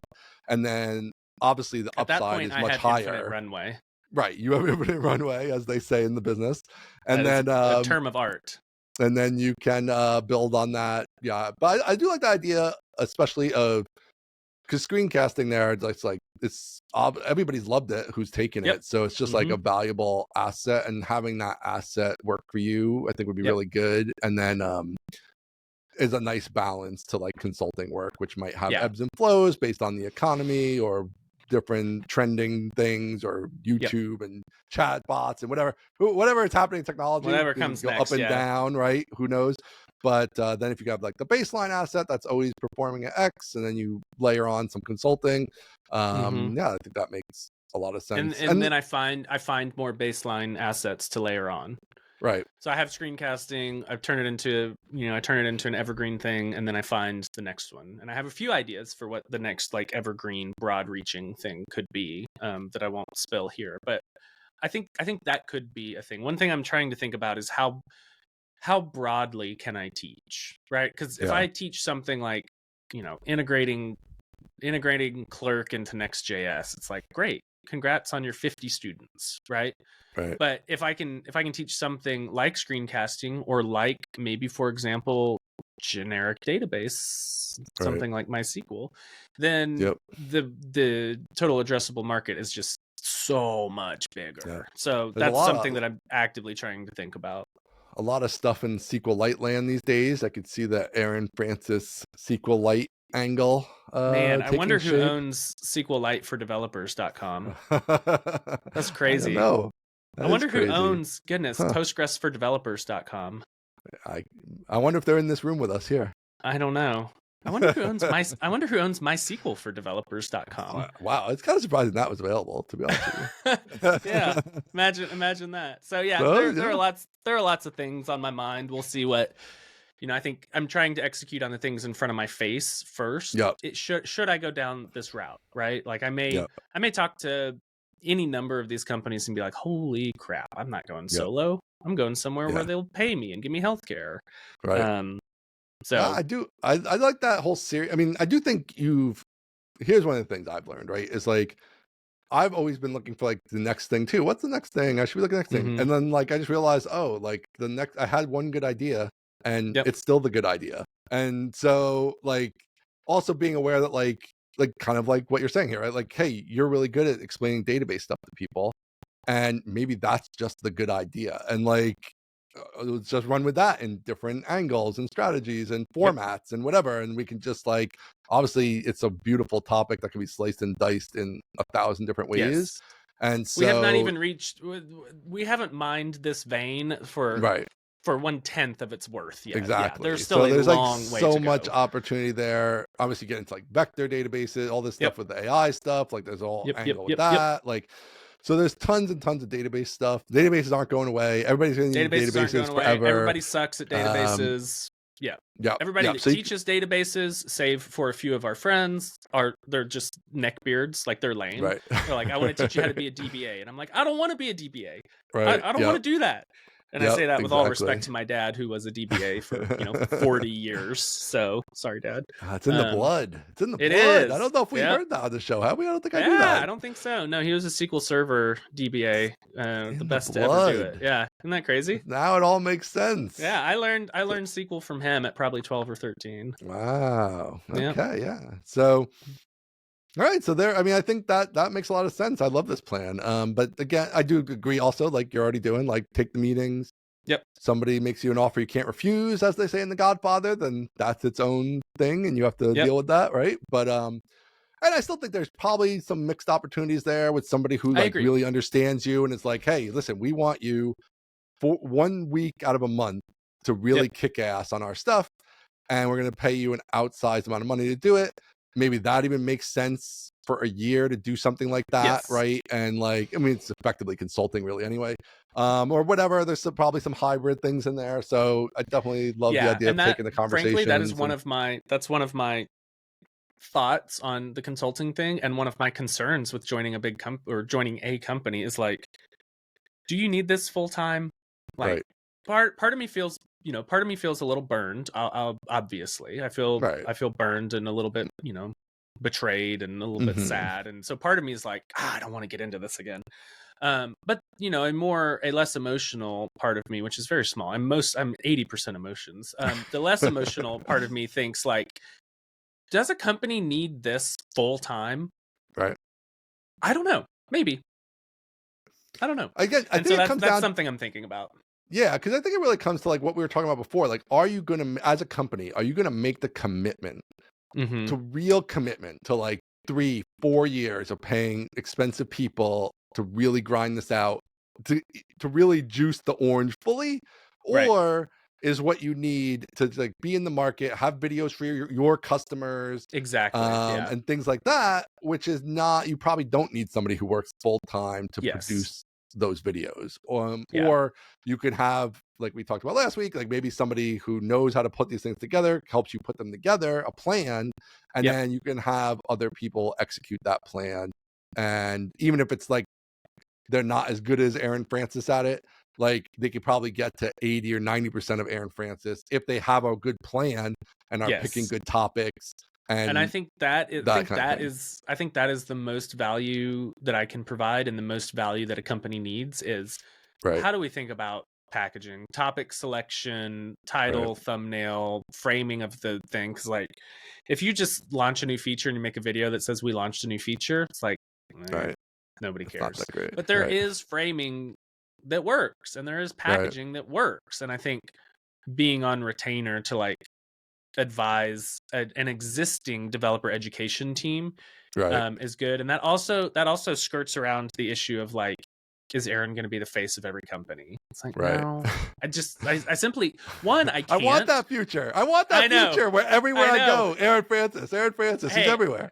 You know what? If people want to pay me to do it, that's fine. But I think the downside to that is like, I can't. I'm happy to be the face of every company, but I can't promote every company to like my existing audience, right? And so if a bunch of different, a bunch of random companies want me to be the face, like let's say for example, a highly Next.js JavaScript specific company. Like, I'm happy to work with them. I would love that. But my audience that I currently have doesn't care about that. And so like, you're gonna get a great video, but you're not gonna get the support of like the people that follow me. And I think that's an interesting like limiting reagent to work around. And a way around that is to offer strategy and have your in-house person be the face of your company. So let's build you a playbook, and you take it and run with it, and I'll be there to help you tweak it along the way, which I think makes total sense. All right, I think we kind of covered a lot here. What are your... Did we not cover something? Is there something we missed? Anything you wanted to get off your chest? Anything you got that we didn't cover? Dangerous question. Can't. That's why I threw it. That's an interesting. That's an interesting. I'm trying to get the content. I'm trying to get the content. I'm trying to get the clips. It's good content, baby. It's good content. You know, I don't think so. I enjoyed working at PlanetScale. I'm bummed I don't work there. Jesse Hanley wants me to start a PlanetScale competitor. And I was like, I was friend of the pod, friend of mine, creator and owner of bentonow.com, which is the ESP, the email service provider that I use. He said publicly, he's like, you should just create a competitor. And I thought, there's a 0.0% chance that I could do it. I just can't. No freaking way. I was the dumbest person at PlanetScale. There's no way. There's no way I could create a competitor. And there's a 0% chance that I want to do that. And he, you know, he's encouraging me to do the hard thing. And he's like, listen, running an ESP, which he does, is hard, and it's worked out great. And I'm like, I salute you, but there's no way that I could create a freaking database company. So I hate everything about this idea for you, especially.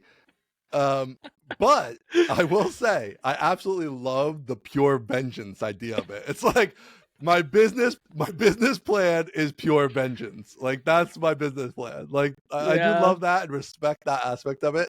I think that would be incredibly fun to watch. But I do think, I don't think that's such a hard thing. You have to go out. I mean, you couldn't just start it like he's done with Bento. I don't think you could do that. I think you'd have to go out and get a bunch of money, and then you're CEO of this VC back thing, which I think doesn't really leverage your really skills and assets you've built up. I think that's like a whole different direction. So I don't love that, but I just love the pure vengeance. The pure, like, eye for an eye, like we're going fire and brimstone on it. That's classic. I know. I got some quotes from the movies. So listen, the way that I'm trying to get vengeance is I'm going to start working out a lot, and I'm going to get super hot, and then I'm also going to get rich, and then that's going to be like, see, I win. You wish you could have me. I'm hot and rich now. Or you're just going to be the face of every other company, and you're just everywhere. And every time they're on YouTube, they're like, fucking Aaron Francis, he's on here he's again. So hot now. He's so hot. And he's on YouTube all the time. It's ridiculous. Look at his hair. It's perfectly coiffed. One time when, before Jennifer and I were married, she broke up with me. And it was for 45 days. We call it the dark ages. I didn't count or anything, but it was 45 days exactly. And like right after she broke up with me, I bought a piano. Okay. Because I was like, all right, I'm gonna learn how to play the piano. She loves the piano. I'm gonna get super, like, I'm gonna be super artsy, and I'm gonna be this guy that like plays the piano, and all the girls are gonna love me. And then we got back together, and I've never played the piano. I would have gone with a harp. Jennifer plays the piano, so it's great. Gone all in on the harp. You could be doing YouTube videos right now on your harp. Yeah, so I'm gonna start working out and get really buff, and then that'll show them, right? That's a good all plan. your YouTube videos will be topless. You're already wearing no pants, but then you'll just have no shirt too, and it'll be a thing. It's gonna be great. Idea. So lots of people have had lots of ideas, including start a competing database company. To which I say, no, thank you. Yeah. I mean, there's Taylor's made a lot of money with Forge. We've seen publicly. He's talked about how Forge is successful. Frankly, that's a wrapper on a bunch of clouds, right? And so there's a world in which there's some kind of value I can add on top of RDS, but there's no effing way I'm going to be on the hook for hosting databases. The stress I don't level want is to do like it. The a 10 stress out level. of 10. I would watch Slack channels at PlanetScale, and I'm like, not my circus, not my monkey. Like I'm so glad that I'm not the one that's like, hey, what's going on with this database? I don't know. Let's figure it out. I'm like, I don't know. I'm gonna go make another video. So I actually think what you're talking about is very Forge like in a certain mindset, right? It's like what Forge does is make it like it's a layer above this complexity.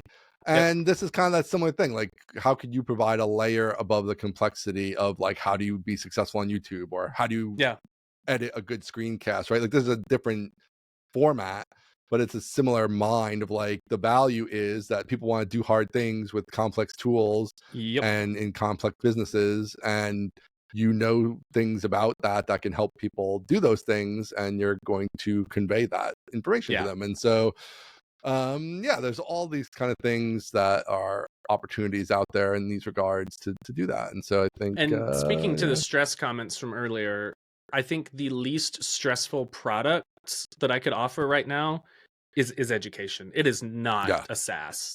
Well, this is not. That's why this I don't like the time, SaaS idea for you at no. all. Definitely, this is not the time in life for me to have a SaaS. Frankly, like one, it takes 1,000 years to get off the ground. Yep. And like as we discussed, money was a big part of why I worked at PlanetScale, because they gave me a paycheck. And then like I don't want the on-call stress, especially of a database. Are you kidding me? But even imagine the on-call stress of like anything real application, anything that people actually use in their business. So it's that's just, stress, I don't think that's sure. that's the right thing for me right now. Yep. No, I agree. And that's like, you can like always dial back the number of consulting gigs. You can always take a week off and screencasting will still be there. Like it's all fine. And you're not on the hook for anything. There's no customer support. And there's, really, frankly, there's some like extent to which I go down this road and become super into video, and ideas begin to materialize for, more pure SaaS plays. And I'm like, great. I can pursue that at my leisure. But right now, it's not a good time to start a SaaS. Yeah, I agree. All right, man. Well, I think what else is on there? We covered it pretty well. We hit everything on the list. Yeah. Oh, I want to do. You go. Oh, I was just gonna say, if you want to give an actual update on the Aaron Francis studio of light and sound, like, just are you launching that soon? I know you seems like you got it mostly built out. So the Aaron Francis studio of light and sound looks amazing. I got everything built. Everything's done. My brother-in-law and father-in-law are coming over on Wednesday to help me move this place where I'm currently sitting, to help me move all of this stuff over there. Nice. And then I'll be over there full time. So yeah, studio looks great. I'm really happy with it. I put in just tremendous amounts of work. Like an idiot. Tremendous amounts of work during paternity leave. Well, oopsie doopsie. And it looks great, and I'm really happy with how it turned out. One little human anecdote is every day my son and daughter are they're 2.5. They're probably 2.5 years old. And my daughter has started doing this thing where she asks us a lot of questions, like, how was your nap, mommy? And stuff, like, because we're always asking them, like, oh, how did you sleep okay? How was your nap? And so she started saying, how was your nap? How was your walk? How was the store? And now every day when I come home from the Aaron Francis studio of light and sound, she says, how was work today, Daddy?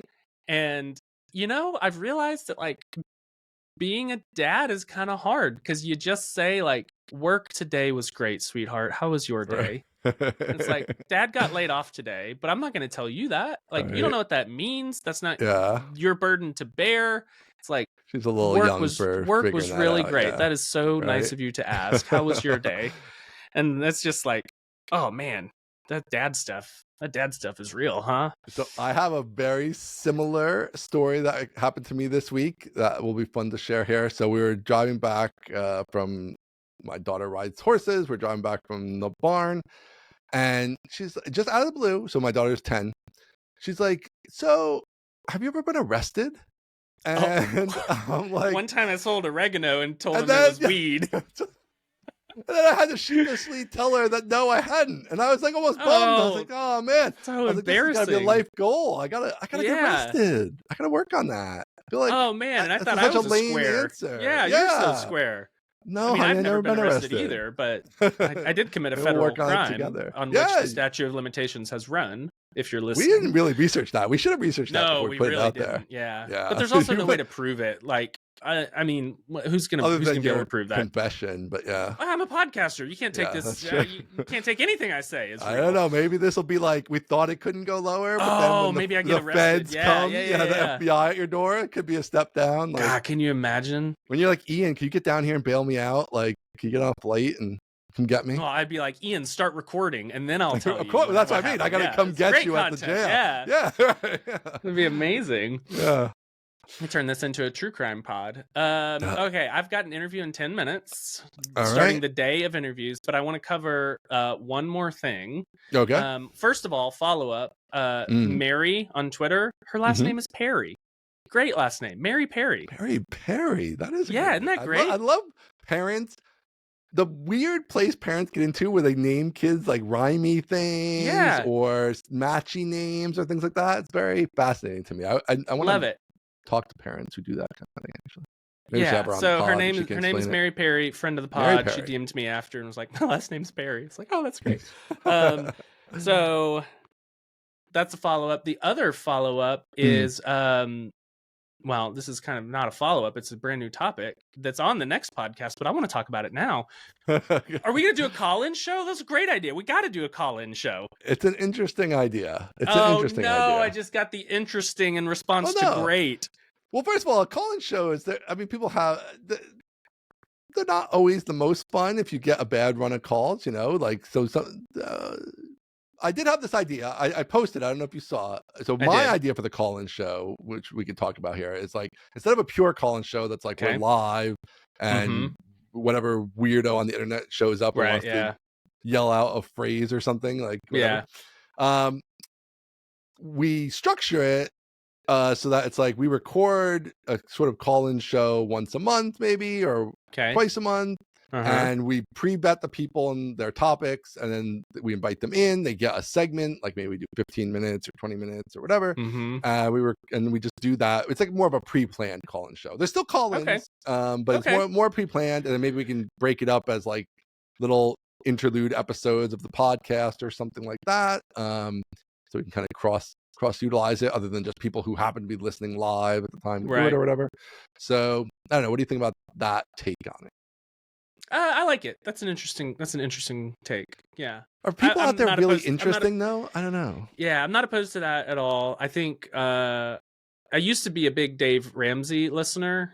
And then I realized he's kind of crazy. But his call-in show is great. Is it good? Because they've got a producer that vets all of the calls. Like, yeah, of course. Yeah. It's like, all right, tell me your name. What's your question? You better get to your question immediately. Right. It would be fun to try. We could just try. It would be fun to try, right? Dave could, if we line up where Dave's available and he can produce. The producer Dave would have to like screen for weirdos and normies. And tell them like what the vibe is. Like you can't just come on and be like, I have more of a comment than a question. Be like, so. Do you think though it's better as like a Spaces? Is that the more modern way to do it? I actually, whoever said that, thank you. I think that is a pretty good idea. Because if I think it might be. If I host a space, then that bar shows up across the top of everyone else's Twitter, and it's like these people are on a space. And we can still record it and like throw it on the podcast feed or whatever. Exactly. So it's out there. And it lowers the barrier a little bit because it's not video, and so people don't have to be on video. Right. So it's interesting. I don't think we let the people on video no matter what. I think we're the only ones on video. Yeah, I think so. Even in general. But yeah, it would be fun. I think it could be interesting. I think it's worth considering at the very least. It's worth considering. I think it is definitely worth considering. It's definitely worth, I mean, whatever. We could just do one, right? We'd do one and we see how it goes and if people like it and if there's I wonder if you like stream. Did you ever listen to Car Talk? I don't think so. Oh, dude, I did used to do a lot of talk radio though and calling shows. Old episodes of Car Talk are just the funniest thing in the world to listen to. They barely talk about cars and they just laugh the entire time. Yeah, so yeah. go listen to a few of those. When I was starting the business, I used to always listen to Mike and the Mad Dog. I don't know if you're familiar with them. They're kind of a Northeast thing. No. They were simulcast on video back in. And sounds like whatever, Shock Jocks, Mad it's Dog. Like, well, they're like, no, it's a sports talk radio. It was sports talk radio. Okay. But they would get into other things. Or whatever. But there's one down here called The Ticket that all my sports friends listen to, and they're like, man, The Ticket is hysterical. And that kind of thing. Yeah. So that'd be fun. All right, maybe we'll try it. We'll experiment. I like it. Okay. All right. Well, I gotta go. We're really up prep on my it brain for interview day. So. All right. Good luck. We'll get an update next week on how it's going. All right. Everybody that came for the tea, please subscribe and stick around for the next episode. Yes. And we will talk to you all next week. Definitely subscribe, follow. It's on YouTube if you want to watch our pretty faces. mostlytechnical.com, at mostlytechpod on Twitter, and mostlytechnicalpodcast@gmail.com. We do already have a few feedback emails, which we will try to cover next week. Maybe we'll get more from this. It's going to be more about feedback show next week. But tell me what I should do, everybody. Dear listener. Tell me what I should do. I'd be curious. Comment down below. You got to comment down below on YouTube. Make sure you smash that like and subscribe button and leave a comment. Do it. All right. Have a good one. Later. See ya.